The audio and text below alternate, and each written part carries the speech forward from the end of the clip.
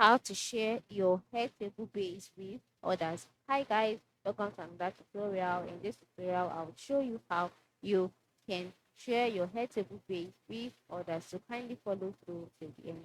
The first step is to log in into your Airtable account, just like I have done here. And then once you're logged in, the next step is to select the Airtable base that you'd like to share. So this is it. Now after selecting it, once you place your cursor on it, you will see by the right side of the Airtable, you will see three horizontal dots, right? Once you see this, click on it. Once you click on it, you can see a list of options in a box displayed, which include rename base, share base, duplicate base, move base, go to workspace, etc. Just go ahead and click on share base. Now, after clicking on share base, a box will be displayed at the middle of the screen asking you different ways of sharing base, which include pre-made invite, to creating link, or by sharing it publicly. All right, so you have to select the one that you want.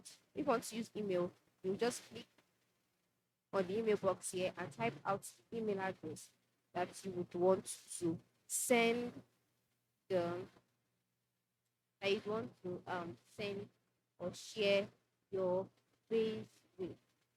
Okay, let's type out the email address in here, and then once you're done, you can now add a message if you want to, or you can also send an invite to your first workspace if you want. And then click on invite, and then just like that, an invite will be sent to the person. Okay, so same thing for link. All right, you can create a link by clicking on create link, and then you can also get a link to share your page. Just you copy this link and then you send it wherever you want. The person will have an access to your page. So that is it. And then you can also decide to share publicly if you want. So this is basically how you can share your head table page.